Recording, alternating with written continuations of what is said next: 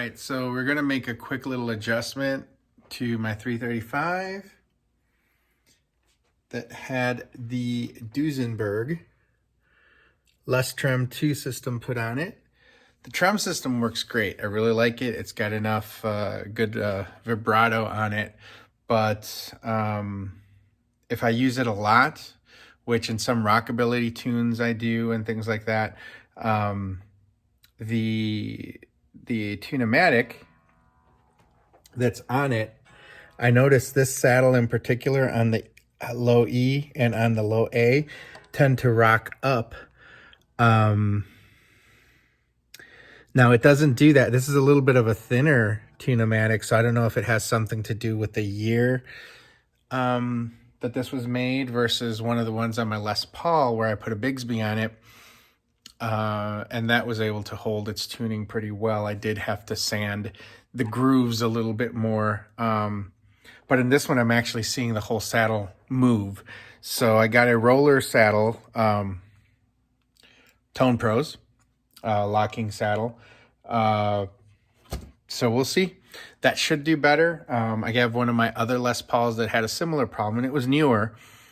That I had also tried a Bigsby on, and it was doing a similar thing. And once I put a roller bridge on it, the tuning is perfect, or the intonation, and it stays in tune. So hopefully this will be great, and I'll give you an update when I'm done.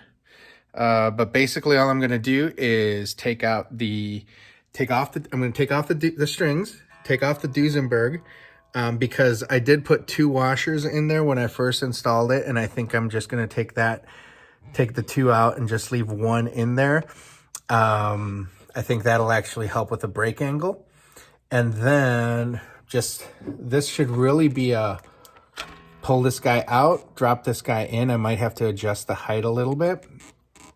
In terms of intonation, one thing I'm going to do is I'm going to line it up. And before I put this on, I'm going to adjust the little roller saddles to where the ones are on my stock piece that's on there. So that should get my intonation pretty close, and then we should be good. I'll turn this back on when I'm done. All right. All right, so I got the Tone Pros roller saddle bridge on there.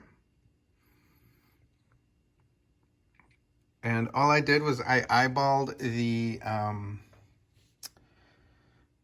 where the little, with the screw here, the adjustment to the little roller saddle. Eyeballed it with the tunematic. This actually has a locking section, so this hole was bigger than the posts. So when I tightened that up, it actually pushed it back a little bit. So I compensated for that. And actually the intonation right now, because I did lower this about 1/4 of a turn on each side because it was just a tinge higher. But the intonation right now is actually a lot better.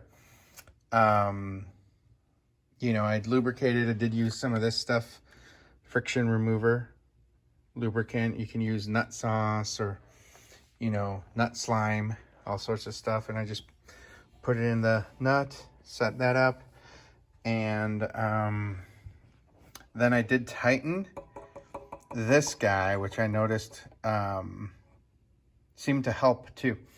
So right now I played it for a while. I was really hitting the chords pretty hard. Once I got the strings nice and stretched out, it seems to be holding its tuning really well right now. Again, you don't use it for dive bombs. It's just for tremolo. It seems to work out pretty good.